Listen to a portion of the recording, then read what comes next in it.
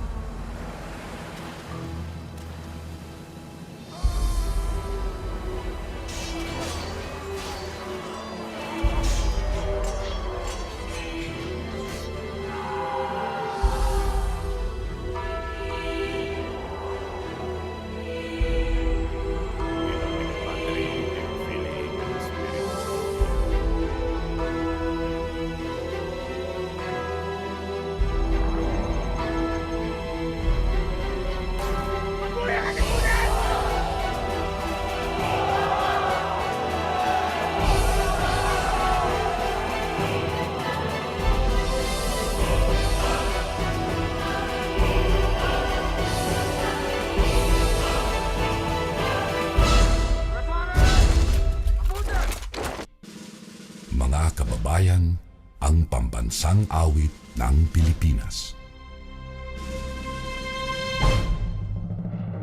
Kayang magiliw, helas ng silanganan, alam ng puso, sa titik mo'y buhay.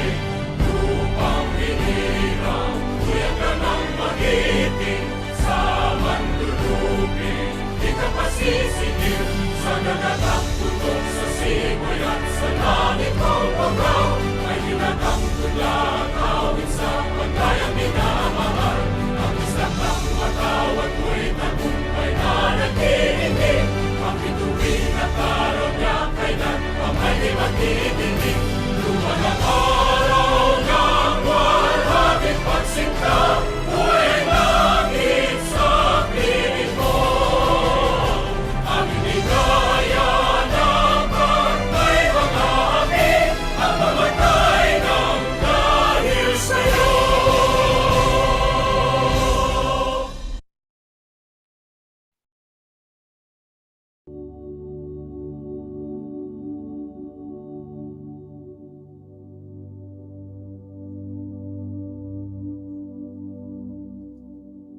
Our ever-loving Father, the core of every reason, the source of truth.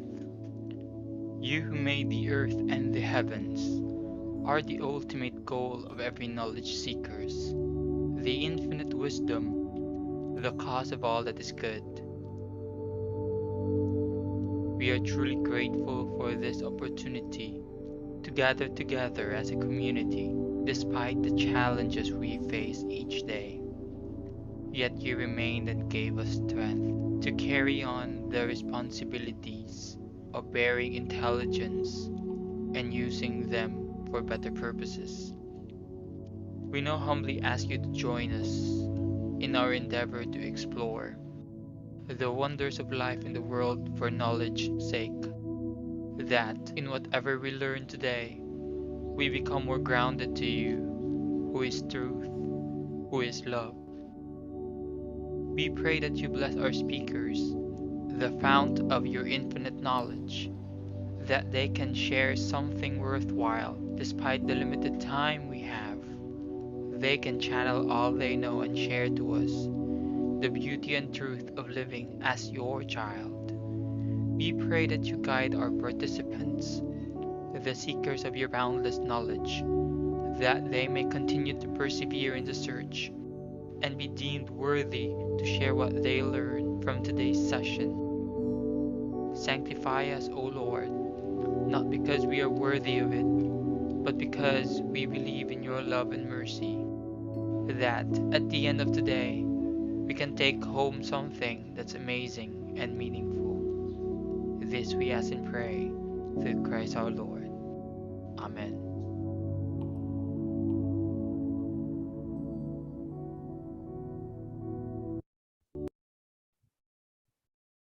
All right.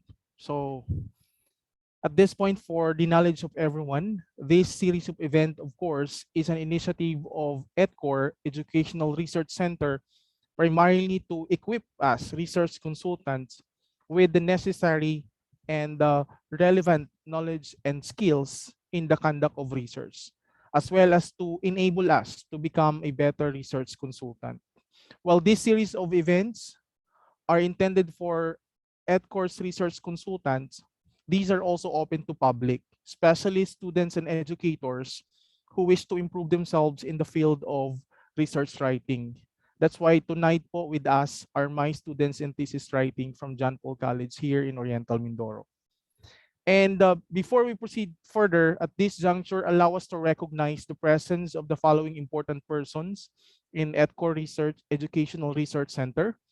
We have the National Consultant for Research Publications and Trainings, Dr. A.C. Lagman, as well as the National Deputy Consultant for Research Publication and Trainings, Dr. Ian Linares, and of course, our very hardworking Head Research Consultant, Dr. Richard D. Sanchez.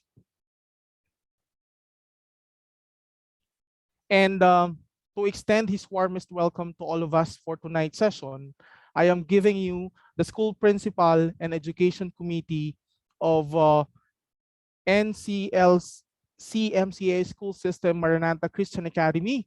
Ladies and gentlemen, join me in welcoming Dr. Sonny Soriano. Good evening, everyone, distinguished delegates, participants, and partakers, to our research consultants, and to our head, Dr. Richard Sanchez. A blessed evening to all of you. It is a glorious moment to extend my warm wishes on behalf of the EdCore Educational Research Centers. I want to convey my heartfelt gratitude to our ever dedicated and active participants for this evening for accepting our invitation, and also to our guest speaker, Dr. Liza Quimson.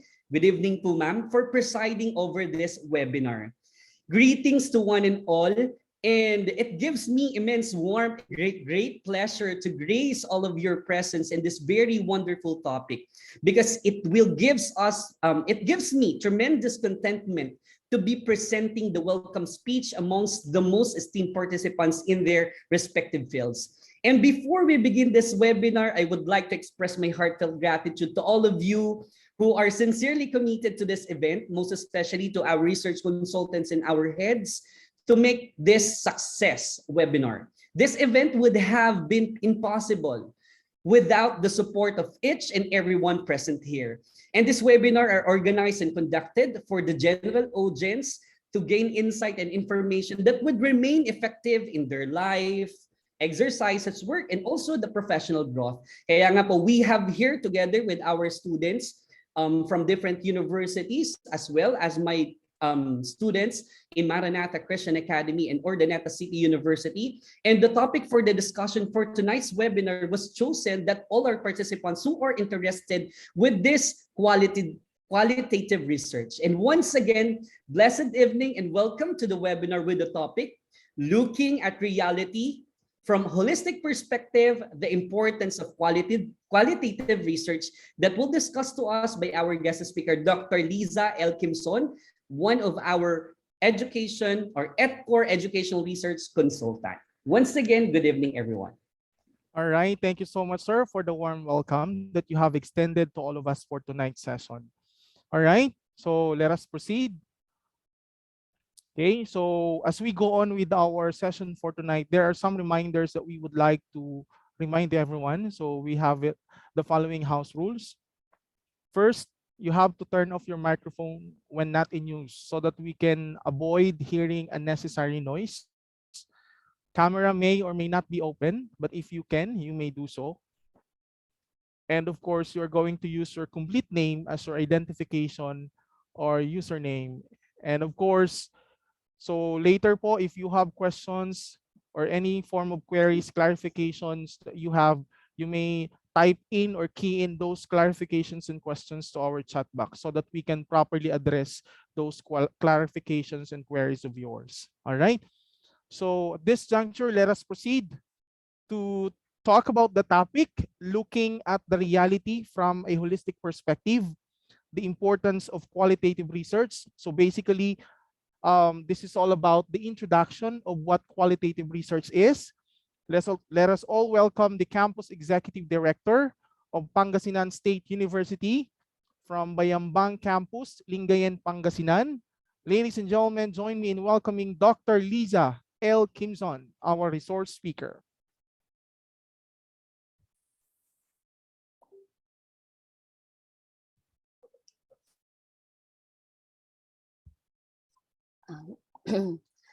Good evening, Sir Jay. Can I also share my screen? Yes, Doc. Good evening po. Doc Chad, Ma'am Quimson is requesting for her screen to be shared. Naka-allow naman siya, Doc J. All right po. You're allowed to share the screen, Doc Liza.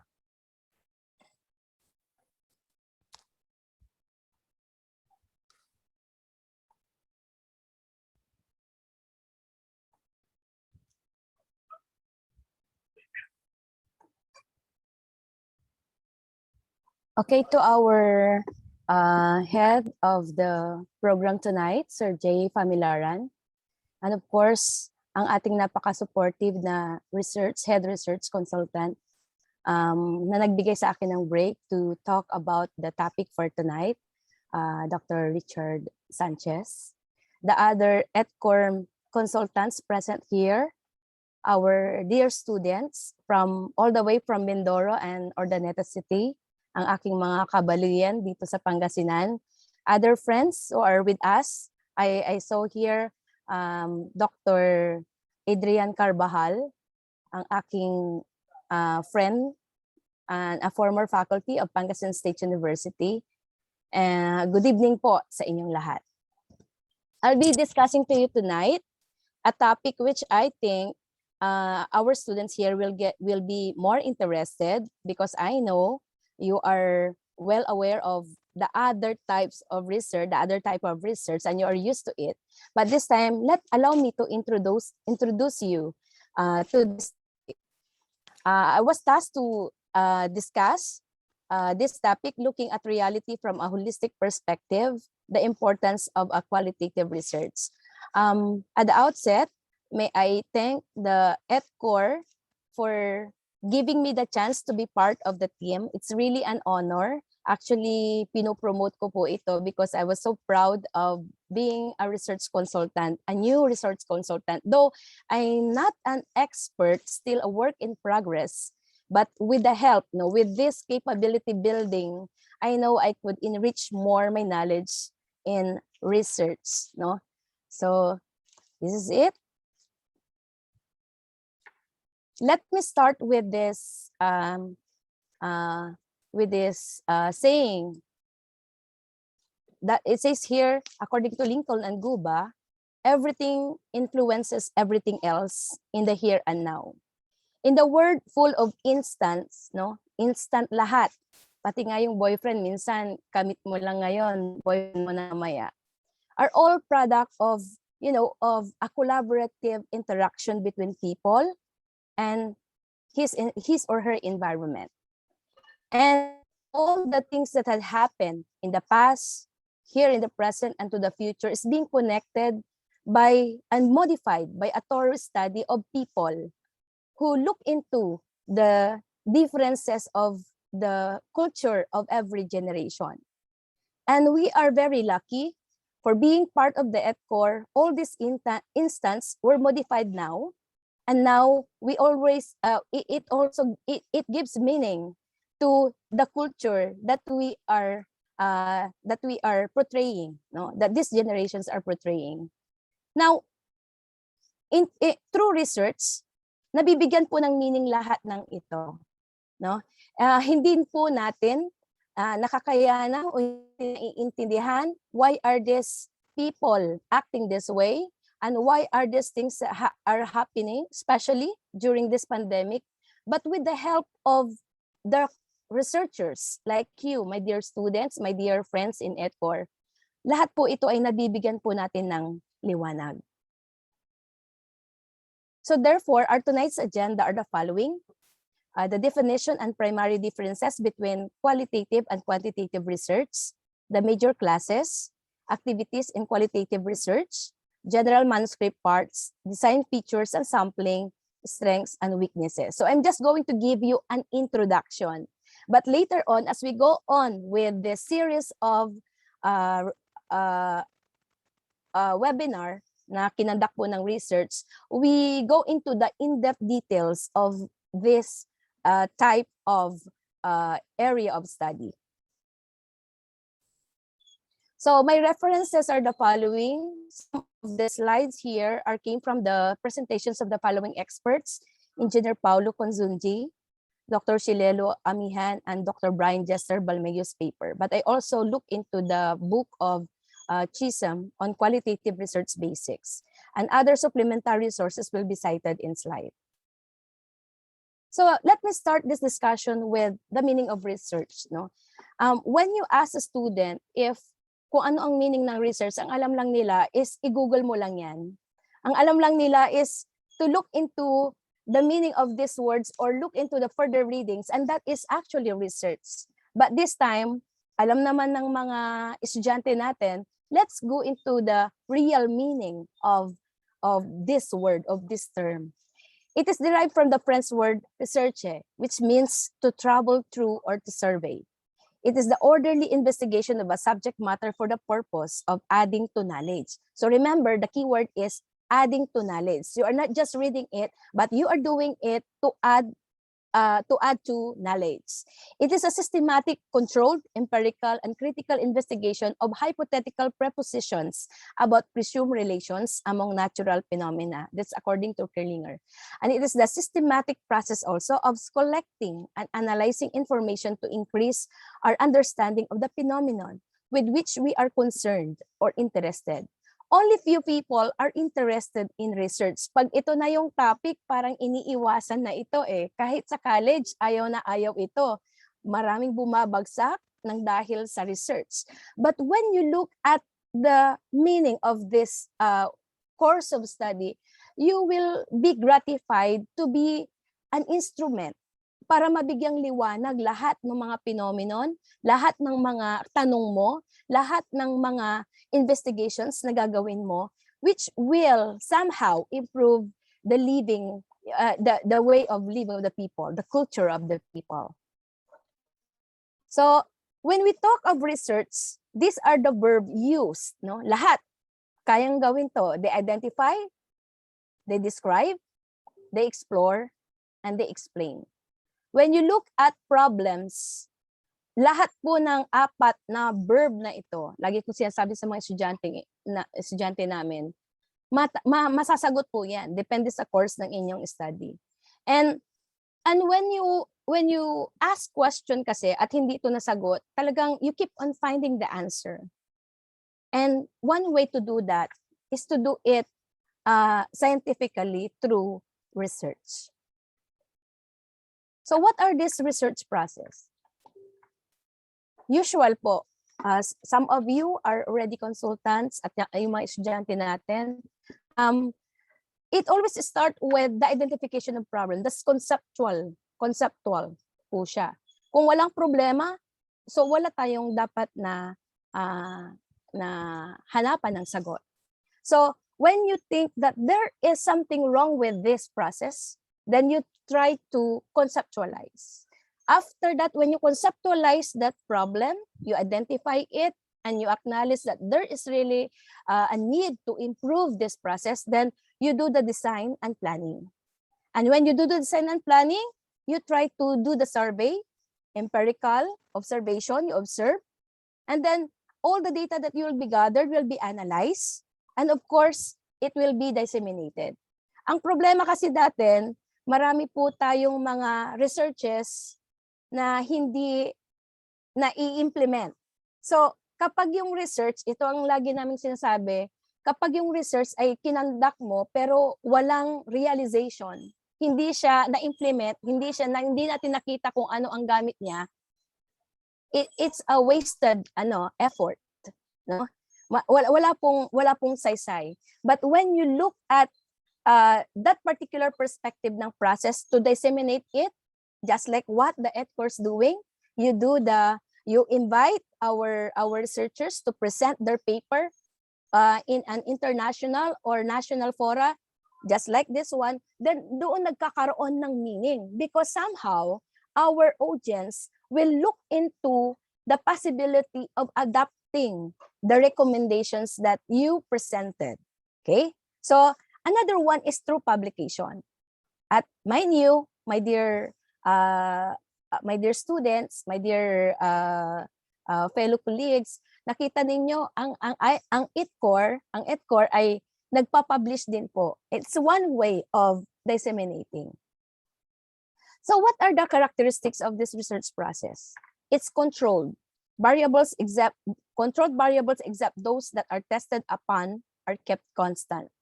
It's also logical. All findings are data-driven.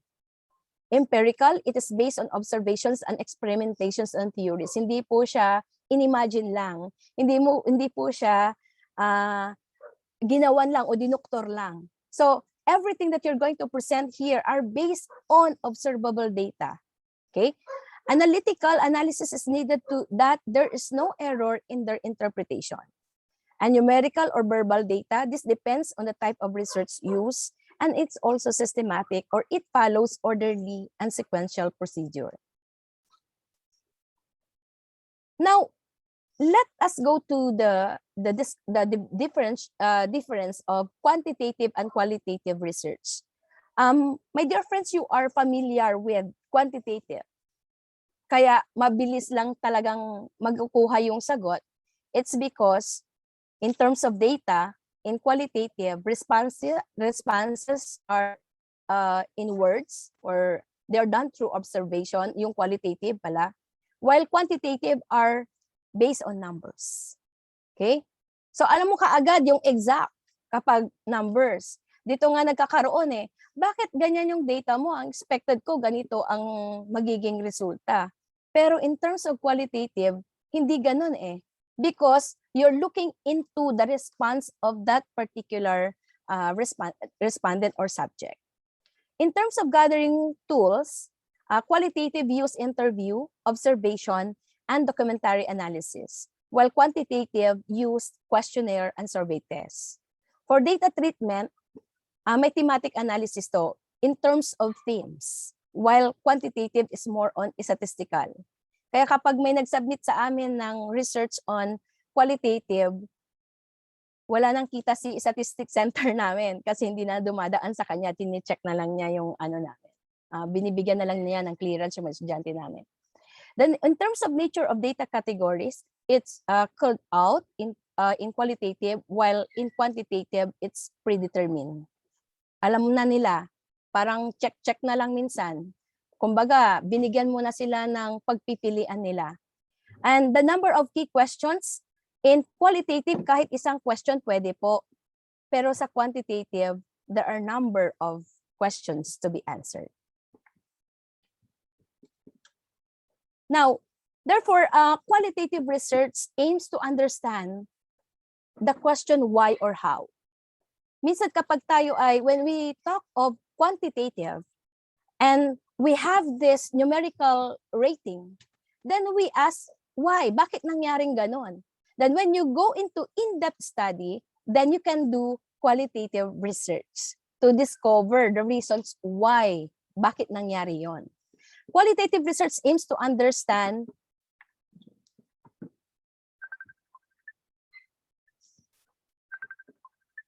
why or how phenomena occur in terms of context-specific descriptions.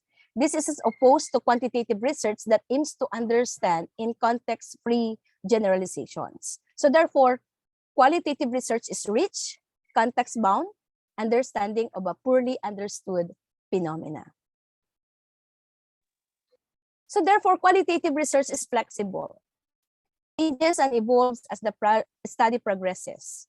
It's holistic, whole, not just parts. So requires intense involvement and reflexivity, and requires inductive reasoning from parts to whole instead of deductive reasoning from whole to parts. So these are the activities based from the research process in qualitative research. So first, you have to do the planning of the study by identifying the research problem, doing a literature review, developing an overall approach, selecting and gaining entry into a research sites, and developing methods to safeguard participants. No? So the second is you have to develop the data collection and strategies, deciding what type of data to gather and how to gather them, deciding from whom to collect the data, and deciding how to enhance trustworthiness. No? Dito kakaiba, minsan sabi ko nga sa inyo, when you do this, you have to conduct a documentary analysis, interview, focus group discussions. No? So these are very unique in qualitative research. After gathering and analyzing the data, you do the evaluation, no? Determining if saturation has been achieved and disseminating the findings, communicating findings, or utilizing or making recommendations of the findings in practice and future research. In DepEd, some of my students in DepEd are doing qualitative research, kaya lang nahihirapan sila, lalo na kapag medyo in-depth yung study. Kung hindi sila well-versed into the language. So, because in qualitative research, you have to be creative. You have to present it kahit na yung pangit na result, mapapaganda mo kapag ikaw ay equipped with the language. Now, you should know how to do the presentation in a nice way. Hindi tulad ng quantitative, talagang you have to present as is kung ano yung nasa table. Kung ano yung nandoon na figure. You cannot do away with that. You can infer or extrapolate with the result, but still you have to base it on the data presented in the table. No? Hindi tulad sa qualitative research, pwede mo pa siyang baliin. Wala kang question kasi yun ang sagot ng respondent mo eh. And this will somehow give you an insight of the differences. The response of one region to another is totally different and you will be shocked. No? If you're going to introduce your culture doon sa research mo, makakalaban mo actually yung study mo eh. Kasi ikaw na researcher is hindi ka nga amenable doon sa result, but you cannot do anything. But you have to look into why. Bakit pa rin? So it's really a continuous questioning of the result. No? If you are in depth to the study, yung parang immerse ka na, marami kang makakalkal na ito yung tinatago na hindi nakikita ng quantitative research, yung mga descriptive research po natin. Okay? So what are those major classes or disciplinary traditions in qualitative research? It's based on ground theory. So this developed by Glasser and Strauss. Na-discuss na ito ng mga research teacher ninyo, pero I'll just be very brief in discussing these theories. Describe a social experiment and provide explanations grounded in reality. So this covers a core variable central to the social experience. Kaya example nito yung kay Farrell, sabi niya, advocacy among counseling leaders, a constructivist grounded theory. So that particular link, pwede nyo pong i-browse para tignan po yung quali study na yan. Another one is phenomenology, studies on lived experiences of human beings, describing its essence. Describes what an experience is like to someone. Ito yung overuse na study on qualitative research. The lived experience of these people from island, ganon. Meron na kaming ginawang study, it's still phenomenological. Yung mga nasa island na teachers, yung pinipresent ni Jessica So, dito po sa Pangasinan ay meron yon.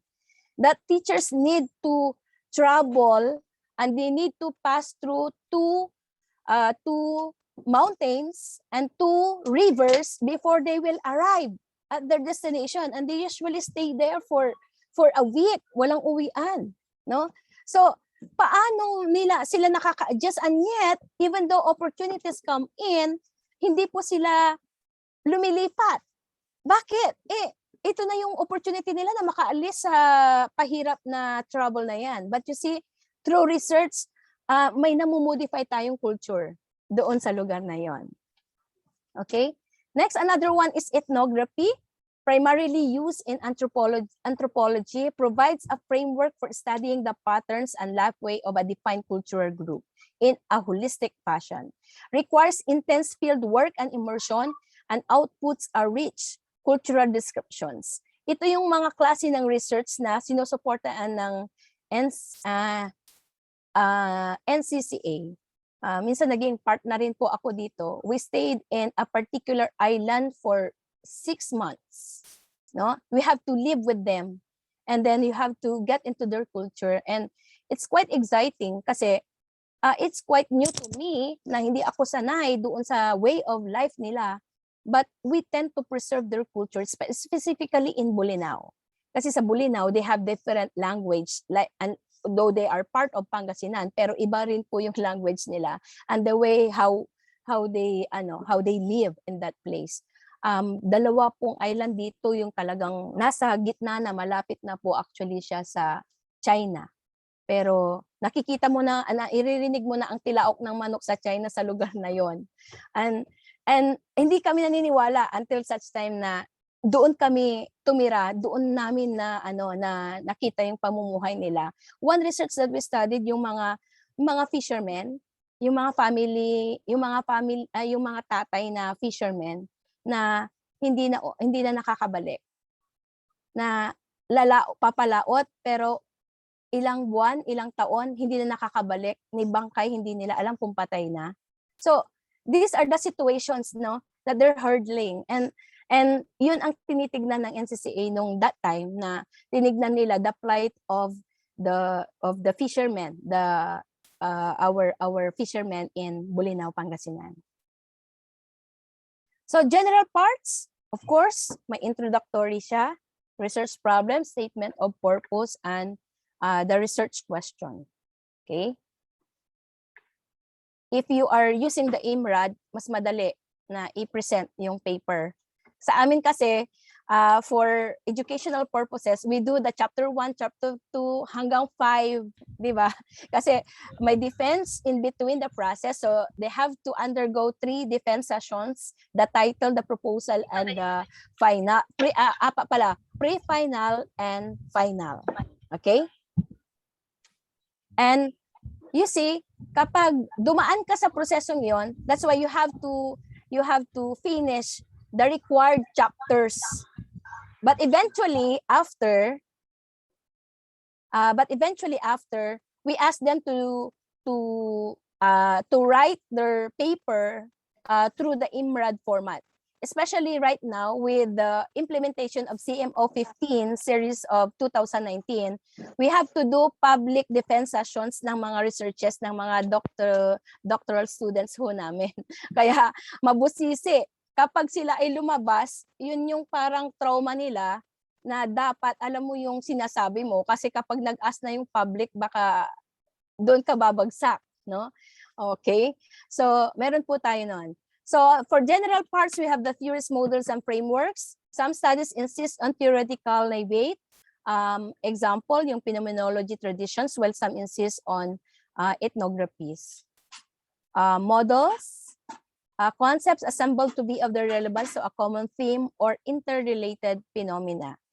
So frameworks, conceptual underpinning of a study, more likely included in a qualitative studies versus quantitative. Meron nga yung mga research that they do mixing of these two types. So ang tawag doon is mixed method, no? It's an combination of qualitative and quantitative. Mas elaborative yon, mas maganda rin, but of course it depends on how they link the qualitative to the quantitative results. For the design features, qualitative is always non-experimental, no? No independent and independent variable, no control or manipulation of subject and environment. So guided by these traditions, this is actually the old mula pa noon, ganito na po yung qualitative. Sorry. Ito po, holistic view of a culture in anthropology, experiences of individuals within their life world, interpretations and meanings of individual differences, and description, interpretation of historical events. No, I'm doing a research right now on yung the plight of the teenage mothers in our university. No, meron akong tinututukan na actually 10 mga estudyante na despite the pandemic, despite the kawalan po ng connection at pagiging young mother nila, at the age of 15 naging nanay na po sila, yung iba age of 13. High school pa lang, elementary pa lang, nabuntis na. And you see, kapag bata hanggang college, dumarami yung anak. Ngayon, I always have the passion to look into the plight of the working mothers kasi yun ang thesis ko noon pa. Kasi sa totoong buhay, hindi nila nakikita yung effort ng mga mothers like us, no? Kahit na kami ay executive sa school, sa bahay pa rin kasi walang change ng status eh. You still have to cook for your family, provide everything for your family, you have to take care of the kids and do the professional work. So, madaling sabihin, pero meron din kaming pangangailangan inside na napapagod din. And we wanted to voice out that issue kasi in the world in our world, we're in dominant pa rin, no? Silent pa rin yun eh. Dominant pa rin yung na-overrule pa rin tayo ng mga kalalakihan.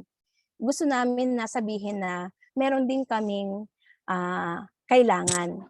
So, we need to collaborate para maging maayos yung pamumuhay. So, isa po yun sa ini-study ko po ngayon. And for sampling, convenience, it could be through convenience or snowball sampling, selecting people based on convenience, or then letting those people recommend more people. No? Purposive sampling, ito yung convenience kung sino yung malapit. Kung sino yung people that interest you most. No? Purposive sampling, extreme deviant case sampling, or specific group of people only, or typical case sampling. For theoretical sampling, for grounded theory, selecting people based on what is helpful to the emerging theory.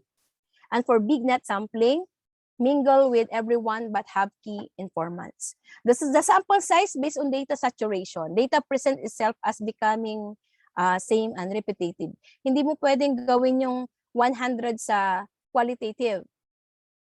Baka 10 taon ka matapos. And you are going to get the same data kung the same lang yung group ng sample na pagkukuhanan mo. And for data collection,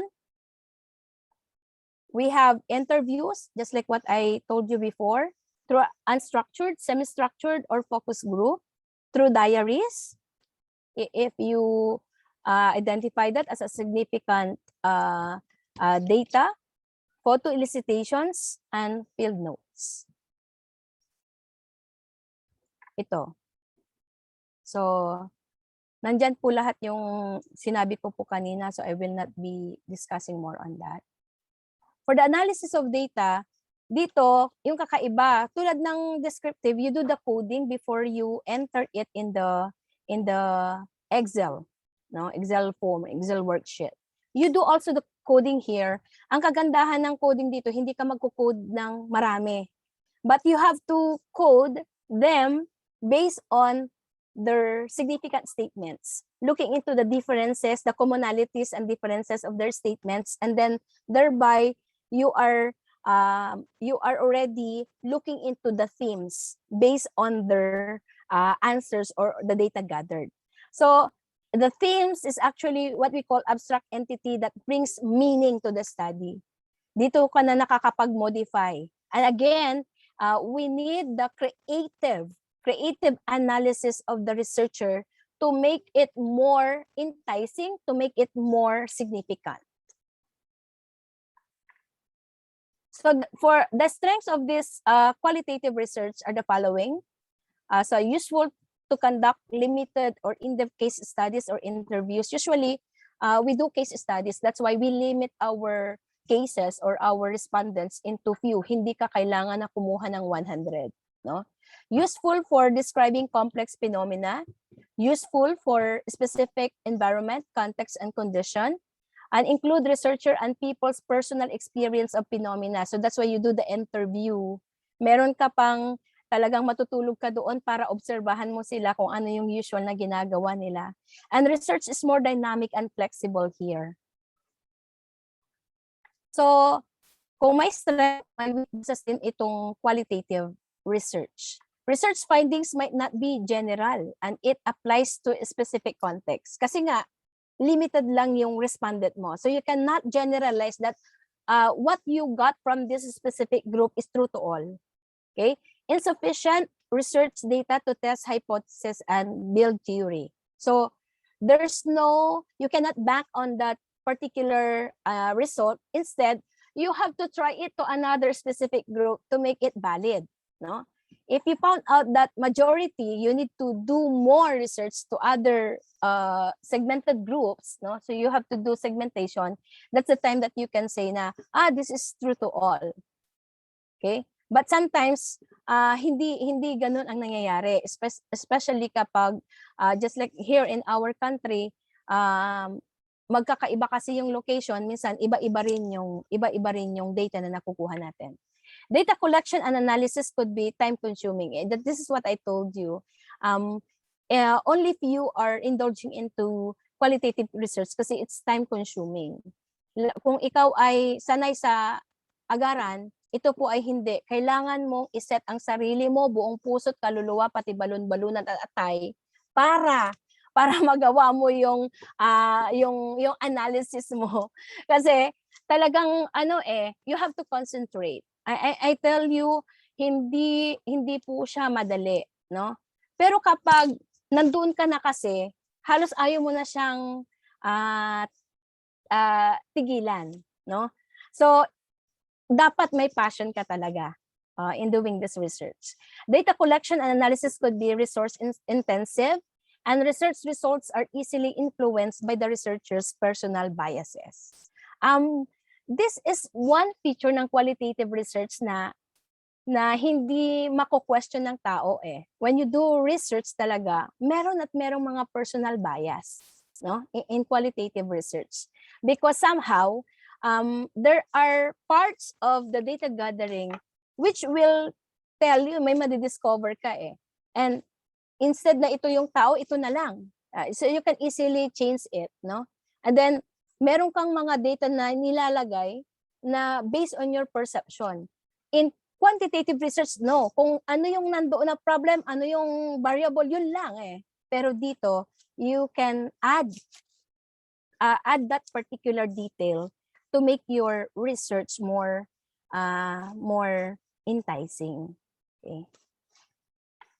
But of course, since my personal biases, you have to establish the integrity and trustworthiness of your paper.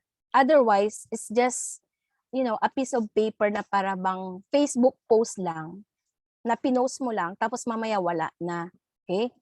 Kaya minsan, makikita mo, kapag yung post mo ay may dating sa tao, they keep on sharing it, right? So the same is true with qualitative research. You have to make it trustworthy. Yung talagang makaka-relate lahat ng mga tao so that they could cite it in their paper. Eh, ang labanan ngayon, citations eh. Kung konti ang nagsa-cite, walang nagsa-cite nga, di ba? So, makikita mo yung use, yung paggamit ng yung relevance ng iyong research when they cite it. Okay? So, due to possible subjectivities in study, its trustworthiness must be repeatedly and be rigorously proven.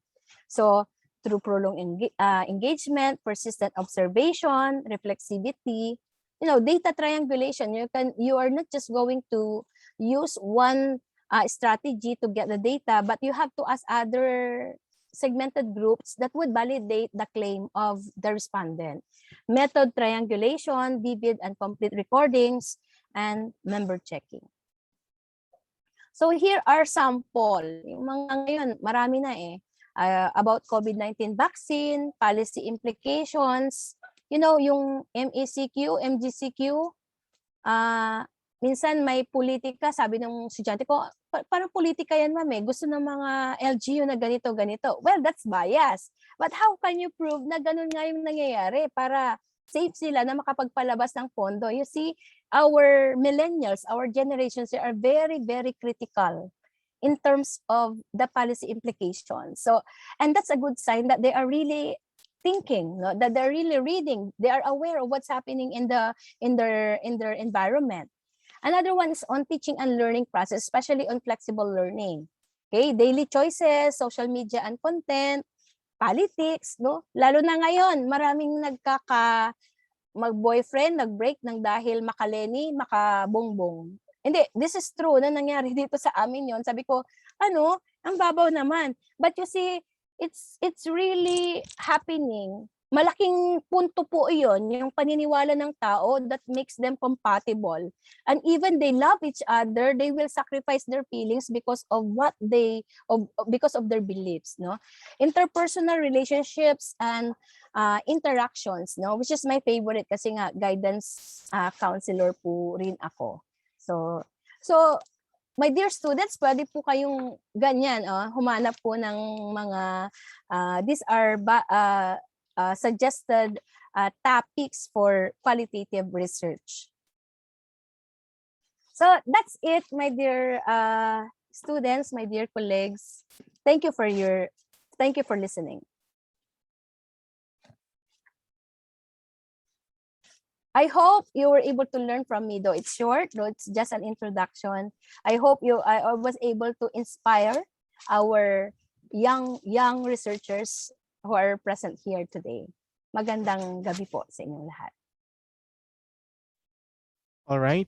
Thank you so much, Dr. Quimson, for that very comprehensive discussion of an introduction regarding the importance of qualitative research. All right po. So we're going to have po the question and answer portion, but before that po, before we proceed with the question and answer portion, let us give the floor to one of the co-chairpersons of our event for tonight to facilitate the oath-taking ceremony of the newly appointed research consultant. Let us give a round of applause or a virtual clap for Dr. Soriano for the oath-taking of the newly appointed research consultant. Okay, thank you very much, Sir Jay. And now may request all the research consultants for this evening to please raise your right hand and repeat after me. Okay po. I state your name, do solemnly and sincerely promise, swear, and declare that I will truly and faithfully, and to the best of my skills, knowledge, and abilities, execute the powers and trust reposed in me as EdCore Educational Research Centers, state the position, so help me God. Congratulations to our research consultants. All right, thank you so much. And for the acceptance speech, let us have the instructor or the University Special Focal, Unipass Matters from Ifugao State University, Dr. Michelle J. Melin Dulay.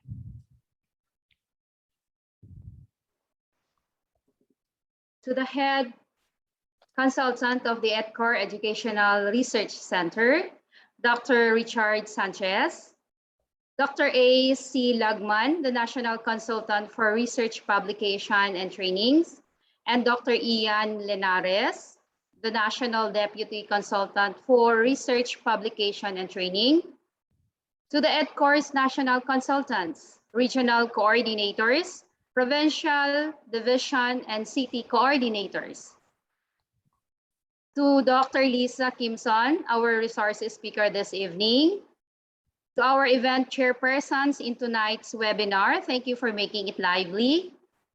To all EdCore research consultants, as well as the 85 participants who have been zoomed in tonight. a healthy and bountiful evening. On behalf of the newly appointed research consultants, we are delighted, overwhelmed, humbled, and grateful to be a member of this professional organization. It is both an honor and a challenge to be part of this team.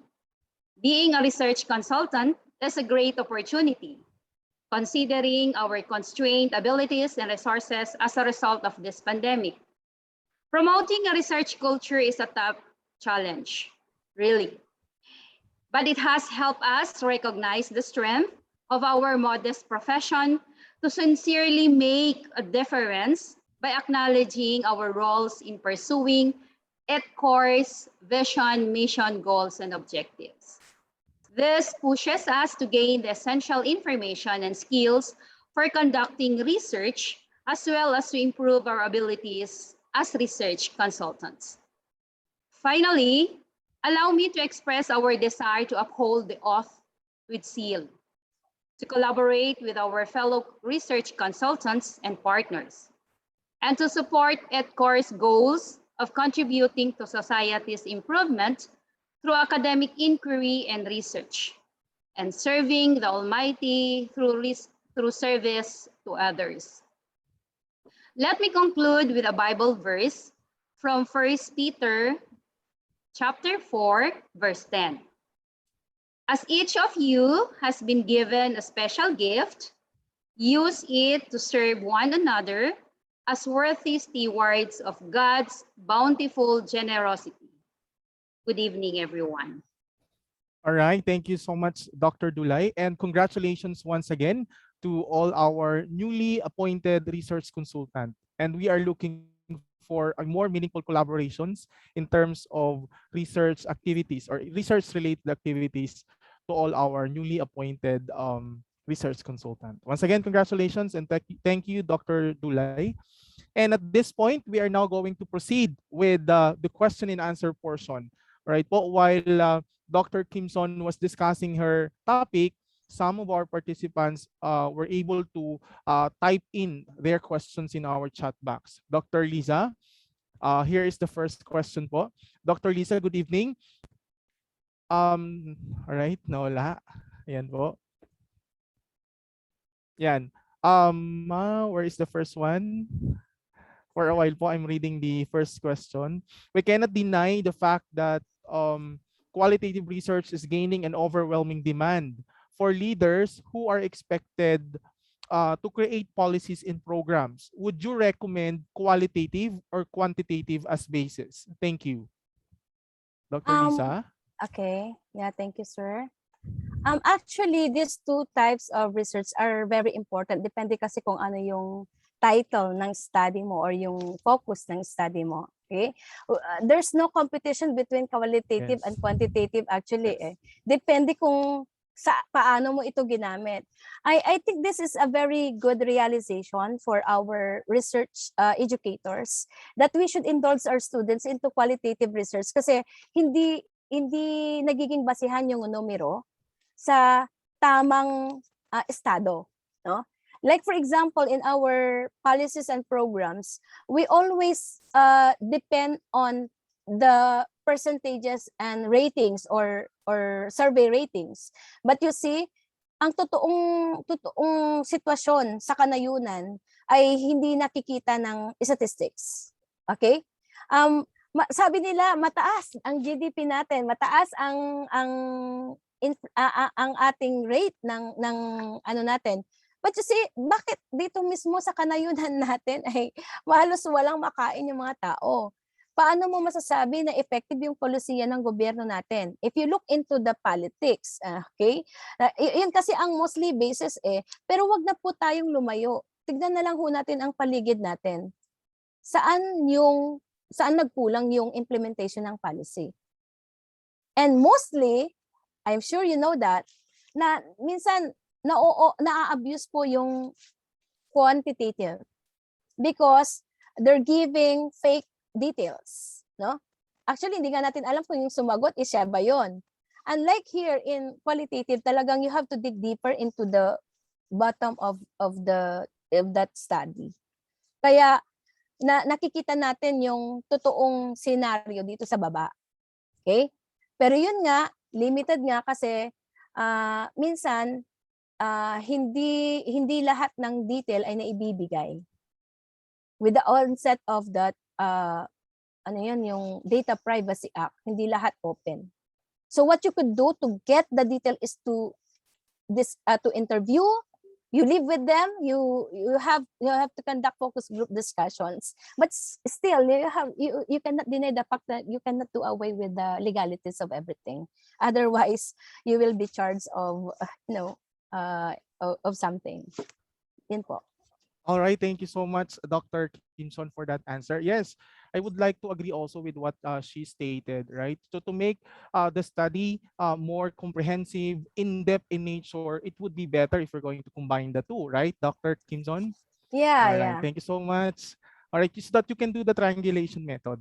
Okay, so Dr. Richard is raising his hand. Yes, Ay, Dr. hello Richard. po. Opo.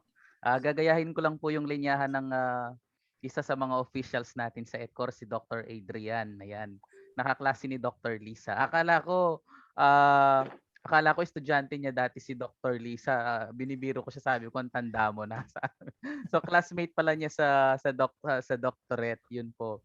Si si Dr. Adrian may ligyan sa salitang rejoinder. So gagayahin ko siya ngayon. Siguro as a rejoinder dun sa sinabi ni Doc Liza na inagrihan din ng ating magaling at gwapong moderator. Ayan, nakapang JS si Sir ngayon, no? Ayun po. Siguro tama po 'yun. Hindi kasi ito labanan ng quanti or quali eh. Yes. Parati kailangan mo sila ng pareho. Siguro naiintindihan ko rin yung tanong ni Dr. Mutya. Si Dr. Mutya kasi siya po ang Senior Education Program Specialist in charge ng research and planning sa kanilang schools division sa Malabon. Malabon po yata itong si Doc Mutya. So talagang sa research and planning po yung office niya sa schools division. Kaya siguro dun na yun yung pinanggagalingan ng tanong na tinatanong nga niya in terms of policy making kung ano yung marirecommend yung between quanti or quali ba. At tamang-tama rin naman itong speaker natin si Doc Liza ay siya rin naman ang head ng PSU Bayambang Campus, so into policy making talaga sila. Kaya nga po naintindihan ko at napakaganda nga nung sagot na hindi kasi pwedeng puro numero lang eh.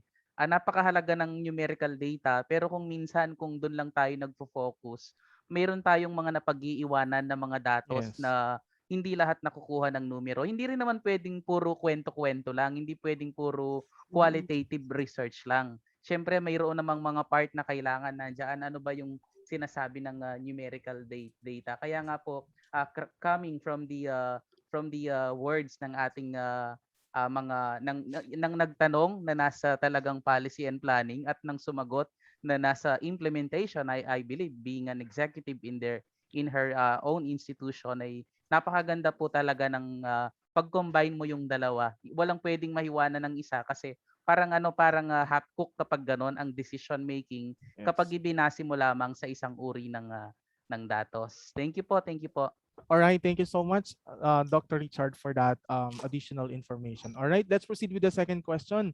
Good evening, Dr. Liza. Is there a required number of respondents in doing qualitative research, particularly phenomenology? If 100 is not advisable, how many respondents are needed to start a phenomenological study? Practically speaking kasi kapag quali, yung 100 baka nawalan ka na ng hininga, hindi ka pa tapos. Baka nag-invest ka na ng sobra and you will still get the same answer because of the respondents that you have. Unless, depende talaga sa deep ng study yun eh. Pwedeng 100 kung talagang yun, it's a big research talaga. Hindi kaya mamatay kaka-transcribe yun, Doc. Yun nga yung sabi ko sa kanila na nung nag-conduct po kami ng research with Philippine Normal University and we had this study on the competitive edge of migrant Filipino teachers. And we interviewed so many Filipino teachers abroad. Then we identified first who are these Filipino teachers at anong purpose. You cannot just interview a Filipino teacher working abroad dahil Filipino siya. But it always you have to look into the problem. Doon mismo sa ginamit mong yung question mo, no? So, ang gagawin namin, you have to streamline. Ang dami nilang nirekomenda, marami kaming nakuha, pero we have to streamline. Why? Because they are of the same program, of the same country. Bakit mo pa kailangan na tanungin lahat ng mga nasa Saudi, nasa US, kung iisa rin lang yung pinanggalingan nila, and yet you're just going to look into this data. So, ito ang kagandahan ng qualitative. You don't need to do all the interviews to all suggested respondents, but instead look into that number of persons na kailangan mo lang para ma-solve yung problem mo. Okay? Alright. So, isa po yun. But if you think na kaya mong 100, well, no one is stopping you. Yun ang sinasabi ko sa inyo. Pero remember, tinitignan natin yung efficiency din nun. Kasi kung marami ka pong in-interview, sa tagal na rin po ng pag-interview mo, baka napanis na po yung the answer nung nauna mong tinanong. Yeah. Okay? Thank you po. All right. So thank you, Doc, for that answer. I think Sir Diosdado Ruel is raising his hand. Yes, Sir Diosdado, you are recognized. Yes, I agree dun sa sinabi ni Doc Liza, no, that whenever na ma-reach mo na yung sagot, no, ma-saturate na yung sagot, you don't need to have 100 respondents, especially that is qualitative research, kasi mga 5 nga or 10 okay na eh. Basta for as long na makuha mo na yung talagang sagot, no. And ang pinakamahirap lang na part diyan is yung magko-consolidate yung mga expert. Kailangan kasi magkaintindihan sila eh, no, para ma-create nila yung team nung kanilang Thank you po. Yan lang po, additional information. All right. Thank you so much, Sir Diosdado Ruel, for that additional information. Yeah, I also had one study about a phenomenological study back then, and I used 13 as the number of my respondents, and it went well, right? Kasi the more the respondents are in qualitative research, the more difficult it is to transcribe the data, to analyze the data, something like that. And it's good that our speakers mentioned that we don't need to have a lot of respondents as long as we have already obtained the desired number, or we have already attained the objectives of our study in interviewing a representative of a different groups, then that will also already work. All right. Thank you so much po. Then we have here commendations to my classmate, Dr. Liza L sa Quimson. Great and engaging talk. Thank you for sharing the importance and role qualitative research. It can be impactful and does a unique role in deepening researches. Masantos Yalabi. What does it mean po? That's in Pangasinan. That's good evening. That's good evening. Yeah. I've been in Pangasinan State University, Doc, one time, year 2019, during the National Schools Press Conference. Oh, balik ka po pag wala ng pandemic. Maganda na po ngayon ang university. All right. So coming from Dr. Soriano, congratulations, EdCore. God bless everyone. What else? From Ma'am Ronalyn Yago.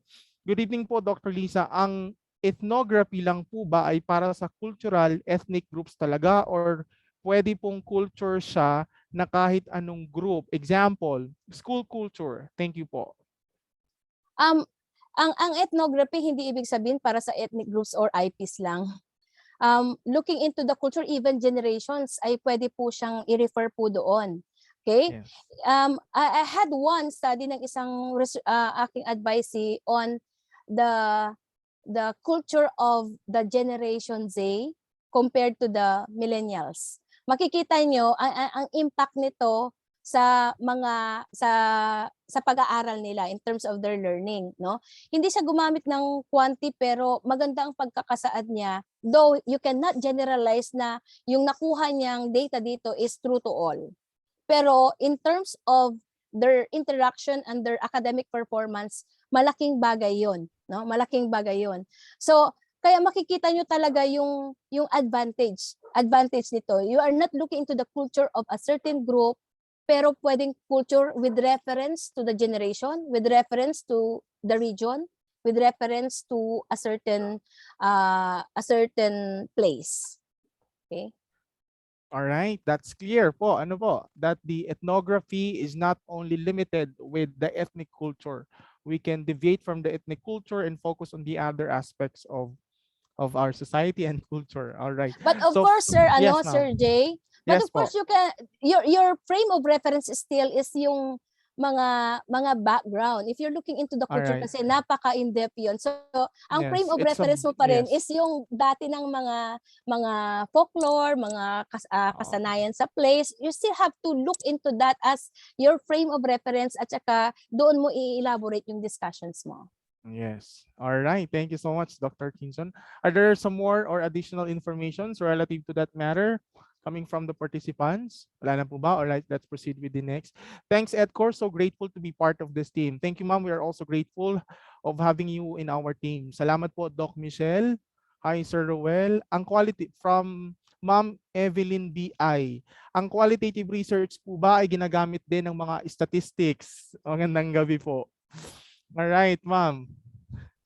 Kung mixed method, meron po. Pero sabi ko nga, based on experience, mostly, hindi po kumikita yung statistics center kapag gumamit po kami ng qualitative because they cannot even question yung paraan ng pag-coding ho namin and even the things that we Yes. are presenting. It's always based on the yun nga, the way how the researcher appreciates the data that he or she gathered. Okay? So, yun po, unless you mix it with quantitative, doon po pwede po nating lagyan ng statistical analysis. All right, thank you so much. And of course, because qualitative is non-numerical data. So that's it po. All right, we both need from kay Ma'am Dulay, kay Dr. Dulay, we both need the quantity and the quality to come up with a quality output. Yes, ma'am. This has That's been correct. addressed already a while ago. All right, from Mutya Rumo. Thank you so much, ma'am. When we did an FGD, yeah, that's the focus group discussion to principals, they felt they were being evaluated as to their performance. Even it was explained that we need genuine answer for crafting policy. Answers were obviously filtered. I think mix can validate. Thank you. Yes, right, ma'am. Alam nyo, minsan kapag ang technique kasi, when you do focus group discussion talaga is you need to be artistic. Yung mo kasi kung halimbawa, mag-explain tayo. Kung ganun ang open mo, talagang parang meron ng daga dyan na naghahabulan sa puso nila kasi akala nila makukulong na sila. You have to establish rapport kasi with the respondents, no? See to it na klaro yung objective ng usapan at kung you have to ensure the confidentiality of all the response ng mga tao. Specifically in terms of financial aspect or even leadership ng mga superiors nila, they're afraid That's Yes. That's natural. Ayaw nilang manira ng kanilang head kasi nakasalali sa kanila yung performance nila, no? So, therefore, you have to do it subtly and yun nga, yung technique na gagamitin mo para makuha mo yung loob nila. I think that's very important to make the data na magagather mo reliable. All right, thank you, ma'am. And from Sir Richard Katain, I think this has something to do with the question a while ago that has something to do with the respondents.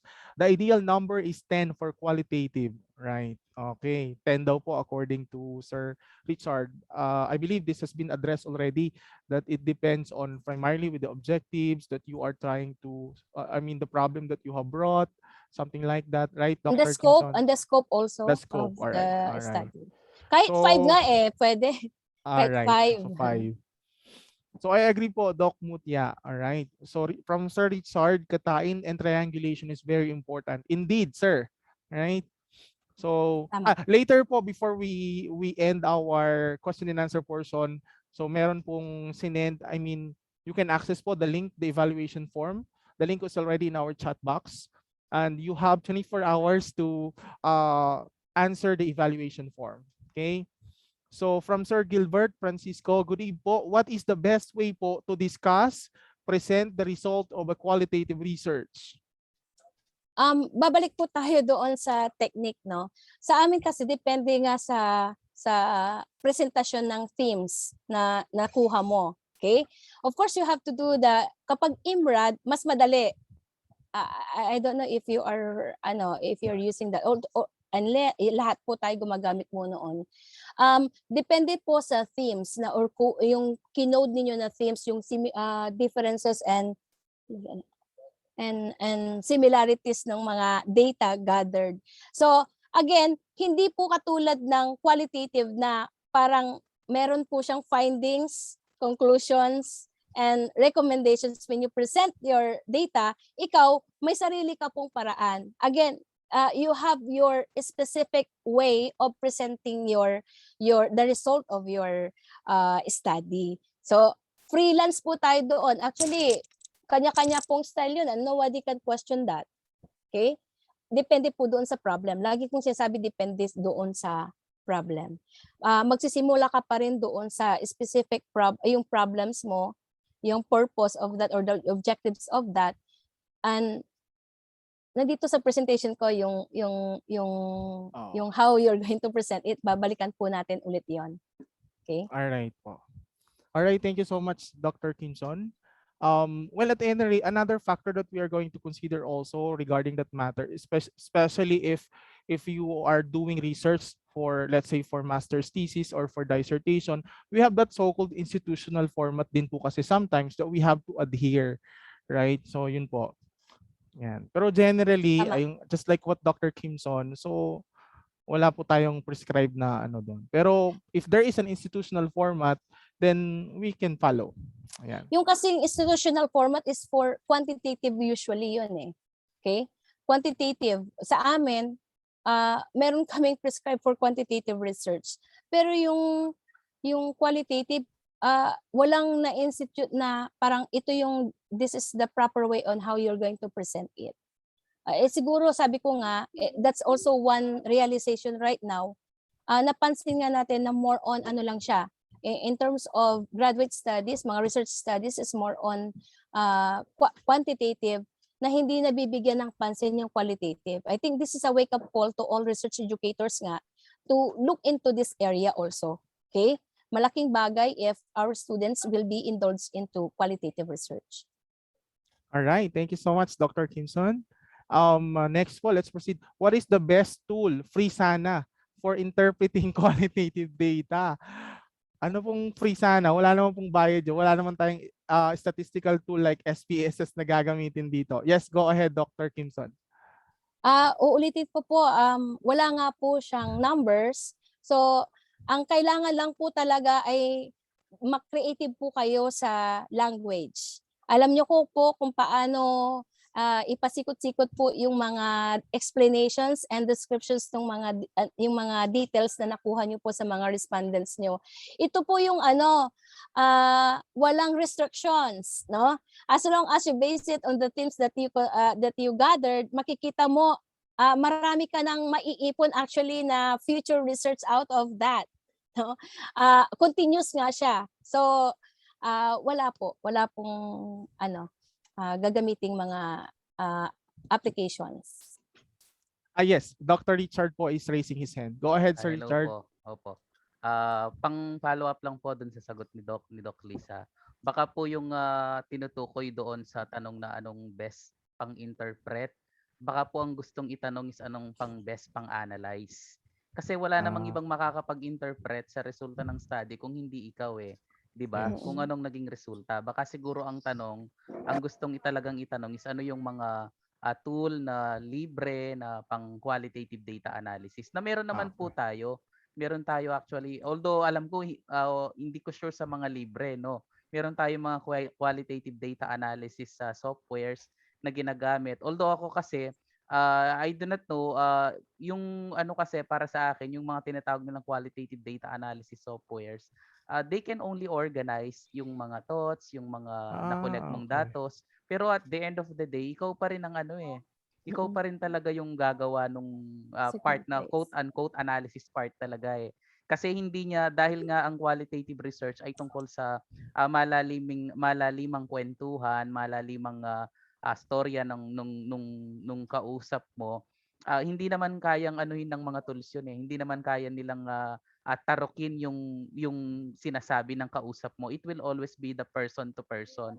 Kaya nga po ganoon. Pero yun po, regarding po sa tanong na yun, I believe the question is yun nga, nagtatanong siya anong mga tulang pwedeng gamitin for qualitative data analysis na mayroon naman po tayong mga available. Thank you po. All right, thank you so much, Dr. Richard, for that clarification. Yes, we have an available software for qualitative data analysis. Ayan. And for the interpretation, it's up to us na po. And you need to have a good command in language so that you can interpret well the data that you have gathered. All right. Sige po, thank you po. Tsaka, ay, kala ko, akala ko nagsagot si ma'am. Tsaka siguro po dahil tao kayo sa DO, kaya takot agad mga principals. Ayaw magsabi ng totoo, filtered mga sagot. Anyway, all right, thank you so much for that po. I just from PUP Paranaque po, I just want to share that statistics is now invading qualitative research. Wow, like structural equation model for latent variables, ordinal logistic regression for Likert scaled questions, and text analytics for teams analysis. However, this is only possible when the researcher justifiably quantify the qualitative variables. Wow, thank you so much for sharing that, sir. See, this is the wonder of having or attending this webinar. See, from this sharing of or interaction that we have, we really learn a lot of new insights and perspective regarding research. Okay, thank you, sir. Then good evening po ulit, Dr. Liza. What is the difference po of limitation and delimitation? Thank you. Doc J, may okay lang ba yung sagot ko na lang yung pakibasa mo doon sa ano? Ay, may sagot ka ba, sir? Oo, may Ay, sinagot sorry. na ako dyan. Hindi ko Doc nakikita. Liz, asensya Sige. na inunahan na kita. No? Kasi itong tanong naman ay hindi siya directed talaga doon sa topic. The topic is introductory sa qualitative research. Pero siguro, kesa naman sa hindi natin sagutin kung talagang gustong malaman yung sagot. Kaya pinangunahan ko na. Sorry po, Doc. All right. Sige. All right, thank you so much, Doc, for that. Delimitation po yung ikaw ang naglakad ng bakod sa kung ano lang ang gusto mong pag-aralan, while limitation ay yung hindi po mo kontrolado pero hindi nagawa ng study because of certain circumstances. All right. Okay po. But we have also, yes, Doc. Tapos may follow-up kasi siya eh. Okay lang ba sagutin ko na lang ng ano? Go ahead, Doc. Sige po. Ang ano po kasi, ang delimitation po, ikaw yung nag-ano noon, ikaw yung naglagay noon sa study mo. Parang sinasabi mo, eto lang ang mga hangganan ng study ko, eto lang ang gusto kong gawin. Kaya nga ang connected siya doon sa ano mo, doon sa follow-up. So scope and delimitation po ba or scope and limitation? At ano po ang pang-qualit, ano po ang pang-quanti? Definitely, mauuna talaga yung scope and delimitation. Sa bandang intro part ng study yan eh. Sinasabi mo na yung scope at saka yung delimitation ng study. Kasi ang limitation naman, ang limitation hindi ikaw actually yung gumawa. Ito yung out of your control na dahil sa mga certain limitations or circumstances, hindi mo sila magagawa na hindi ikaw ang nagplano pero part ng pagiging wala namang research na perfecto. Merong lahat ng research ay may kanya-kanya silang pagkukulang, may kanya-kanya silang limitations. Na usually sinasabi mo 'yan sa bandang dulo ng study. Kaya pansinin niyo po yung mga pansinin niyo yung mga research. Minsan nga kapag nagpapas ka ng research sa mga research journal, minsan nakakalimutan mo limitations, pinapalagay nila sa bandang dulo eh. Ano yung mga limitations ng particular study. So lilitaw 'yon sa bandang dulo na kasi kapag tinapos mo yung study, kapag tapos na siya ng buo, doon mo pa lang talaga masa-summarize kung ano lahat yung mga naging limitations ng mga study na babanggitin mo sa dulo para yung susunod na researcher matulungan mo na. Paano mong matutulungan yung susunod na researcher? Kasi yung susunod na researcher, ang assignment niya, hanapin yung research gap. 'Di ba pag pinagre-research ka, laging tinatanong, what is the research gap? Hindi mo naman pwedeng sabihin wala kasi kapag wala ang sagot mo wala, wag ka nang mag-research. Anong klaseng research 'yan kung walang research gap ka na sinasagot?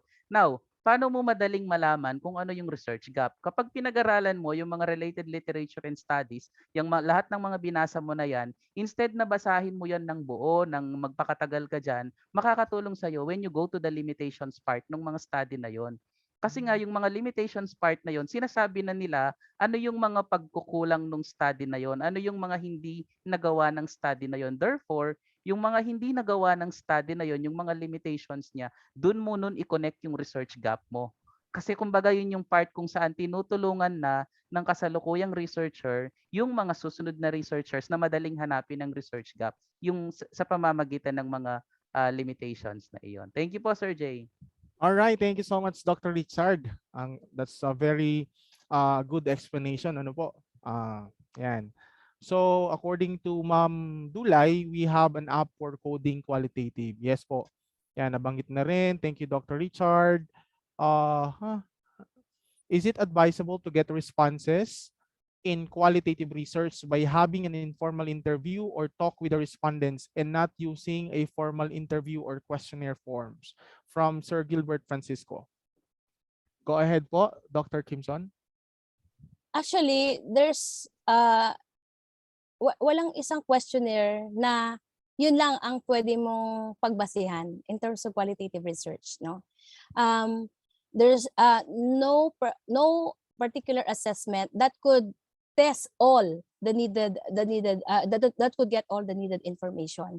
Sabi ko nga sa inyo, tulad ng yung previous question kanina on the delimitation of study, that will speak on the kind of information that you wanted to get lang. Okay? Kung ibig sabihin, kung doon lang sa parteng iyon, then ito ang igawan mo ng assessment methods. Okay? So, triangulation matters. Sabi ko nga sa inyo sa qualitative, kailangan mo ditong magkwento, kailangan mong i-dig deeper yung mga tao, yung kanilang yung kailangan mo pang data. Kung pwede magkulit-kulit ka, hindi mo pwede silang i-test dito ng survey lang. Sa survey, pag nag-survey ka, tapos na. Ito hindi pwedeng maging bukas, pwedeng ibang sagot. So you have to get yung kumbaga yung mode ng commonalities ng mga answers sa mga tao. All right, thank you so much, Dr. Quimson. I guess the question has been answered already. So are there some more po? Clarifications pa po? So far po ay doon natatapos ang mga nakasulat sa chat box. Baka meron pa po kayong gustong itanong before we proceed to the next part of our event or our seminar. Wala na po ba? Hello, Doc J. Yes, go ahead, Dr. Opo, Richard. bago po kayo mag-proceed mukhang wala na rin pong tanong, bago po kayo mag-proceed sa next part po ng event natin, palagi ko nasa bandang closing ka na, no? Gusto ko lang pong kunin ang opportunity na to para pasalamatan personally si Dr. Quimson. Alam niyo po, wala pa pong tulog yan.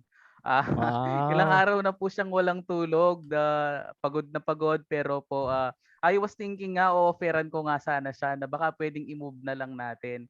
Kaya lang naisip ko, kaya naman siguro niya at mukhang hindi naman siya nag-request na i-postpone kahit na pagod. Pero alam niyo po yung pagod na sinasabi niya at walang tulog, hindi naman lumitaw dito sa event, no? Kita niyo napaka-relax lang po niya.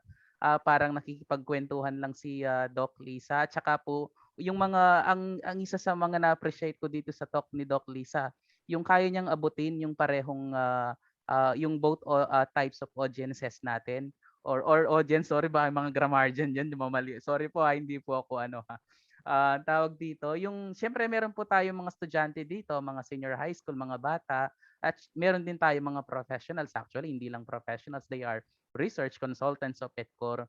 Pero sa paraan ng pagbibigay ng lecture ni Doc Liza ay nakikita ko na naaabot niya pareho yung dalawa. Hindi na pag-iiwanan yung kailangan malaman sa level ng mga estudyante plus sa mga research consultants. So, bagamat po pagod kayo at wala kayong tulog, maraming salamat po, Doc. At pinagbigyan niyo po ang EdCore na makapag-share po kayo. After po nito, pwede na po kayong mag-beauty rest. Salamat po. Thank you po. Bye-bye po. Sir Richard, salamat din po. Alam niyo, gusto ko rin pong i-share sa inyo yung journey ho ng Pangasinan State University. And recently, we were awarded the Philippine Quality Award Level 3 the first Wow. higher education institutions in the entire Philippines na nakakuha po ng level 3. And I was part of that award magmula nung 2018 hanggang ngayon. Ngayon po namin nakuha level 3 pa, no? So natalo po namin yung ibang private universities kasi wala pong nag-try. Maraming nag-try pero hindi nila kinaya. Pero kami po, na-meet po namin. And this will be awarded by no less than our President Rodrigo Duterte on November 25. And on Friday, meron po kaming video shoot ng awarding kasi nga limited na po yung time dahil hindi po inalawan sa Malacanang yung face-to-face. So that's why ibibideo namin. They will come here to award it, ibibideo para i-play sa November 25. And that's the reason why wala akong tulog kasi I have to do all the preparations. But still, with God's grace, naka-iswell pa rin at malakas. Salamat sa pagkakataon na makasalamuha po kayo lahat ngayon. All right. Thank you so much, ma'am. And we really appreciate po your effort of sharing your expertise with us tonight. And congratulations po sa inyo pong achievement. Kagaya nga po ng sabi nila, sana all. Congrats po, Pangasinan State University. Ayan. Salamat po. All right. So kung wala na po, may I request everyone po to please open your camera para po sa ating documentation before we proceed to the next part of our activities. May I request all the participants po to open your camera. Doc Richard, may magpo-picture po ba? Si ano yata, si Doc, si Sir Ray Rudolf, alam ko sa kanya task. Yes po, alright. yes po, sir. All Hello right. po. Ayan. Ang gwapo ni Sir Ray Rudolf ah. Thank you po. All right po. Ayan Okay po, po. may I request, once again po, may I request all the participants to please open your camera for our documentation. Ayan. Bigay ka lang Sir Rudolf ng signal kung magne-next na. Okay po. 1, 2, 3. Next na po. Next na daw po. Ayan. Okay, 1, 2, 3. Next na Next po. po. Okay, 1, 2, 3. Alright. Okay, Next po. Ayan. next. Okay, 1, 2, 3. Ganda ng Last na po. mga estudyante ko ah. Okay po. All right. So thank you so much, sir. Sir Rudolf. Ayan. Thank you po. So let's proceed na po.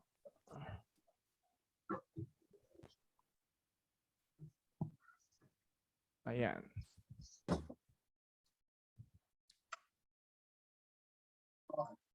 Saglit lang po. Ayan. All right, so we're done po with the question and answer portion. So at this point, we are going to proceed with the awarding of certificate of recognition, of course, with our well-versed speaker. All right po. So allow me to read the content of the certificate. Certificate of recognition is given to Dr. Liza L. Quimson, Research Consultant of EdCore Educational Research Center, for her invaluable time and expertise as resource speaker in the series of national capacity building seminars on research writing for research consultant of EdCore Educational Research Center, held from October 20, 2021 until March 2, 2022. Signed by Dr. Ian Linares, National Deputy Consultant for Research and Publication, Dr. A.C. Lagman, National Consultant for Research Publication and Trainings, and of course, our hardworking Head Research Consultant, Dr. Richard D. Sanchez. Alright, palakpakan po natin ang atin pong makisig at magaling na hindi napapagod na resource speaker. Alright. So maraming salamat po, Dr. Quimson, sa inyo pong pagpapaunlak. Alright po. And before we proceed with the closing message, so there are some announcements po that we would like to share with you guys. Since I mentioned earlier that this is a series of National Capacity Building Seminar, so we are again inviting you to watch out for the next talk for the topic of the importance of quantitative research in policymaking.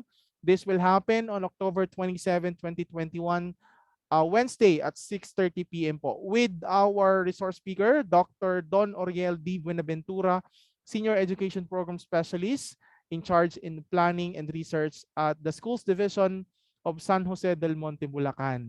All right.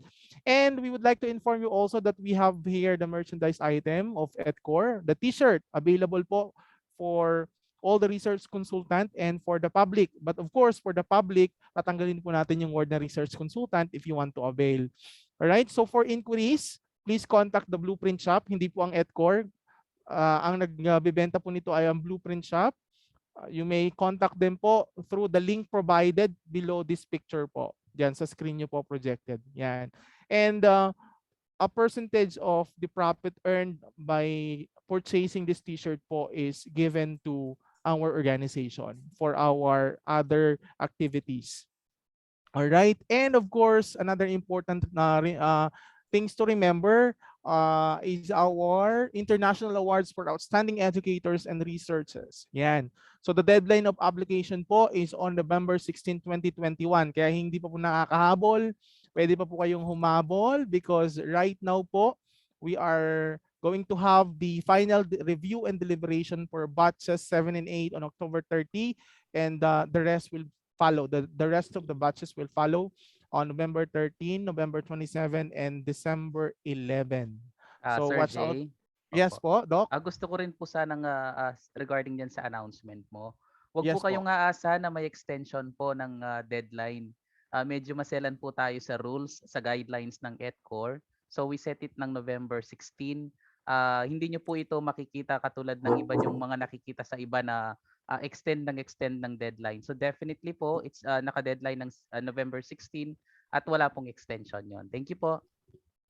All right, thank you so much. So once again po, if you want to participate and to join with the International Awards for Outstanding Educators and Researchers, deadline is on November 16, 2021. Wala na pong extension. And on that note, all right, hindi na, yan.